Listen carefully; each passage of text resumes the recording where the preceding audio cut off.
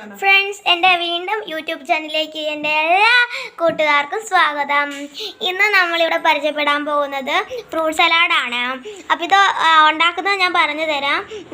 ഞാൻ പഴമൊന്നും അങ്ങനെ കഴിക്കത്തില്ല, അതുകൊണ്ട് അമ്മ എനിക്ക് പഴവും പാലും പഞ്ചാരയും ചേർത്ത് ഉണ്ടാക്കി തന്നതാണിത്. എല്ലാവരും ട്രൈ ചെയ്യണം. അപ്പോൾ നിങ്ങൾക്ക് ഇഷ്ടപ്പെട്ടെങ്കിൽ ലൈക്ക് ചെയ്യുക, ഷെയർ ചെയ്യുക. അപ്പോൾ ഇതുണ്ടാക്കുന്നത് എങ്ങനെയാണെന്ന് പറയാം. അതുകൊണ്ട് തന്നെ നമ്മൾ ബനാന അരിഞ്ഞ് വെക്കണം. ബനാനയും പിന്നെ പാളയത്തോടം പഴമോടെ ചേർത്താണ് ഇത് ഉണ്ടാക്കിയിട്ടുള്ളത്. ബനാന മാത്രമായാലും കുഴപ്പമില്ല. ഇത് രണ്ടോട് ചേർത്ത് നമ്മൾ നന്നായിട്ടൊരു കുഞ്ഞ് സ്മാളസ്റ്റായിട്ട് അരിയണം.